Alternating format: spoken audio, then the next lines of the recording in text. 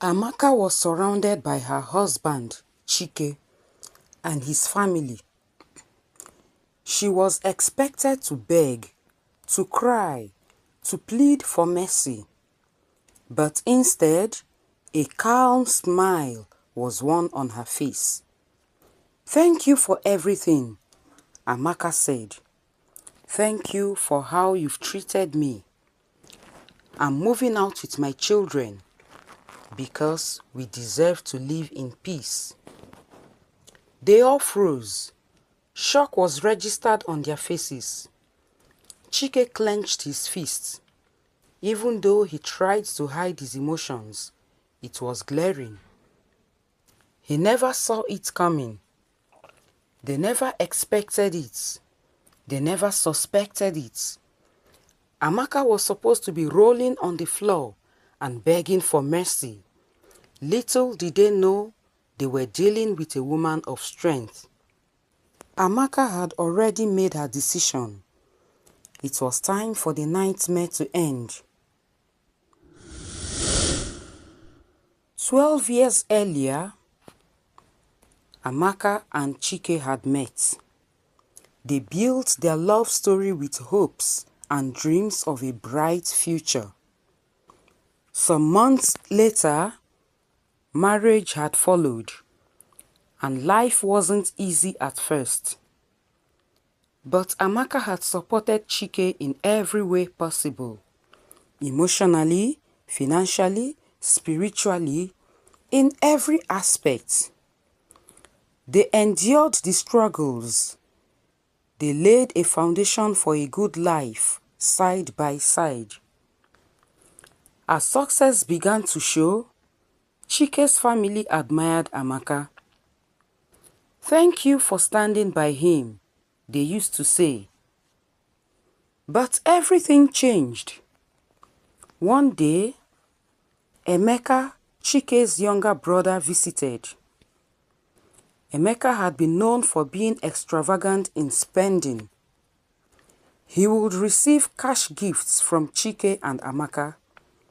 Instead of investing, he would spend it on frivolous things.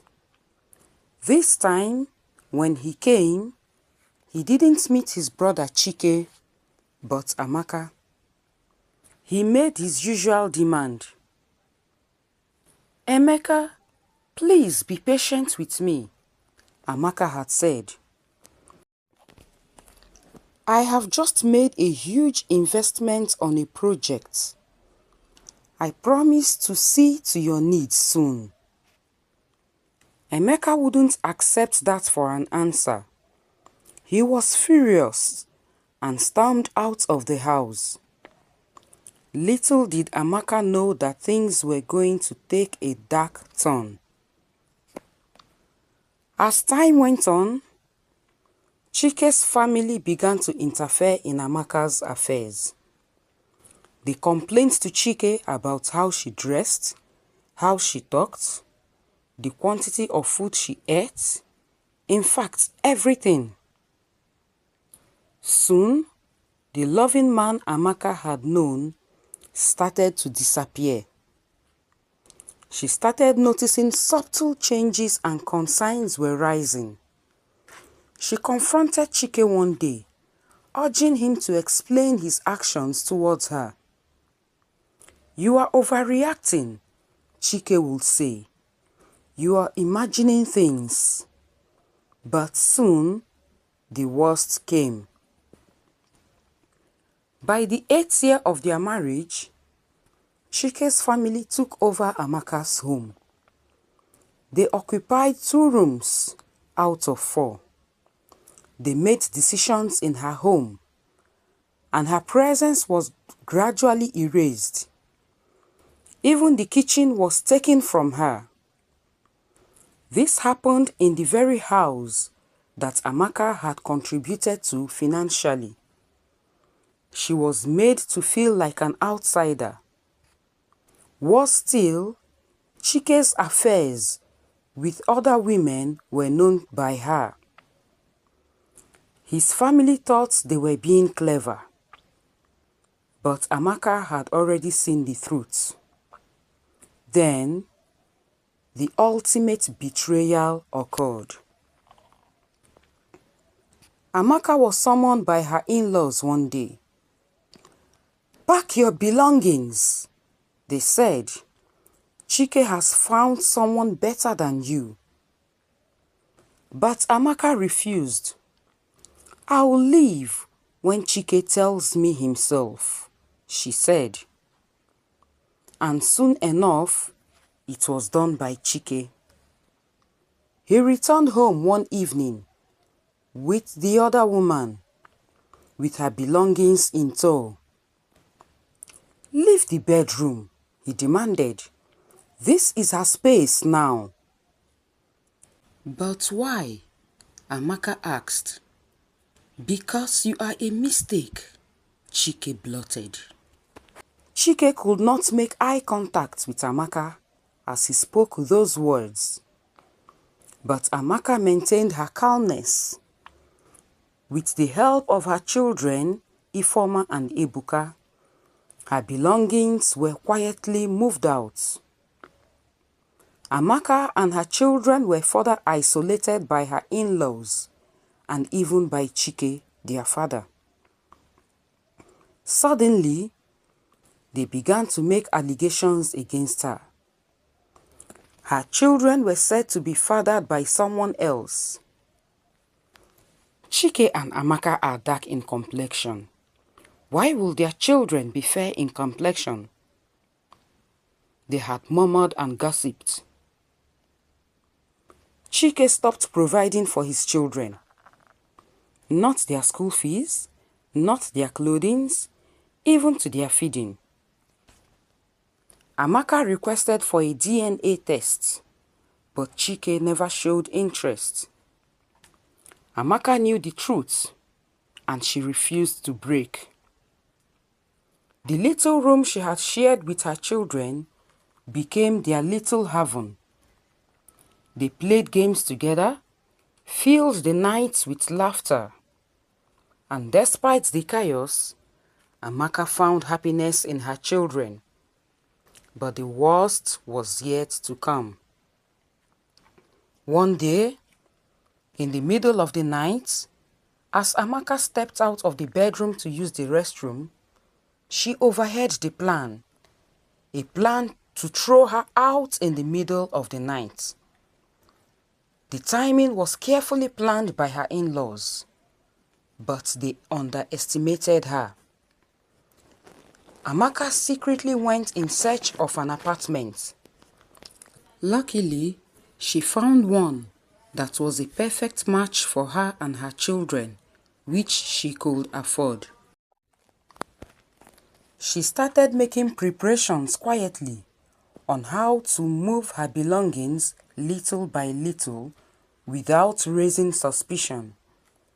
While going to the market, picking her children from school, or running errands, she would pack a few things in a small bag and move them to her new apartment. Finally, the day arrived. Amaka called for a family meeting. Faces filled with curiosity surrounded her. They expected to hear an apology. Instead, Amaka showed strength, courage, and boldness. "I am living with my children," she announced. "We've been living like prisoners in our own home. It's time for us to live in peace." Silence filled the room. Shock was written on their faces. They thought Amaka had been broken, but they were wrong. Leaving that house was painful. Years of sacrifice and love had been poured into it by Amaka. But she found peace in leaving that home behind. Now, she and her children live a new life. A life full of freedom. Amaka had learnt her lesson. Not everyone who prays for you wishes you well. But no matter how hard life gets, strength, can always be found in the quiet decision to never give up. Indeed, life wasn't easy for Amaka and her children. She struggled to take care of them, but one day, luck shone on her. With the aid of the social media, she reconnected with a long-lost friend, Ifoma. Over 10 years ago, Ifoma had traveled to the abroad after their university education. Upon hearing about her separation and struggles, Ifoma had pity on her friend and helped her come join her, where she, Amaka, secured a well-paid job.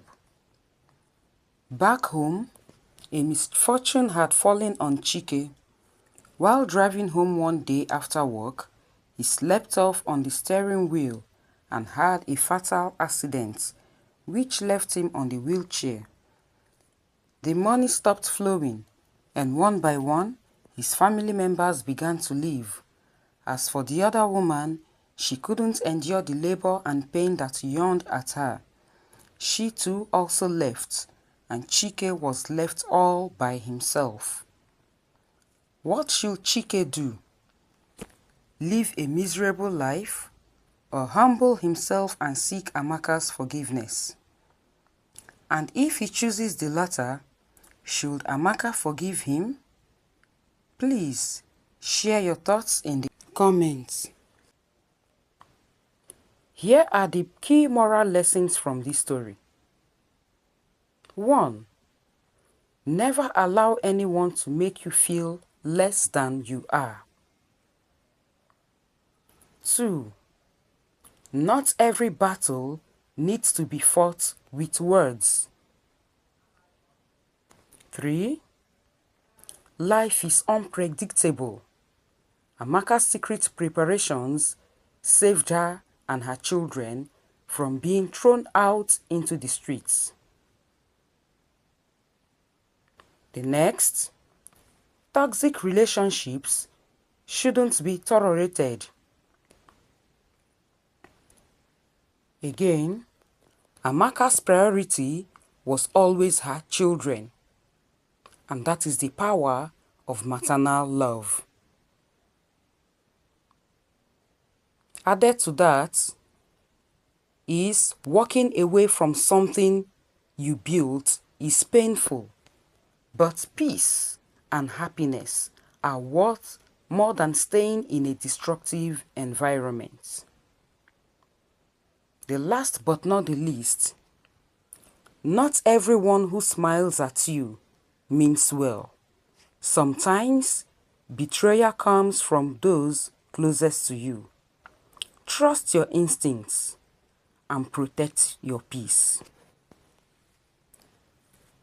As always, this is African Tales by Mama Yad. Please like, subscribe, and share.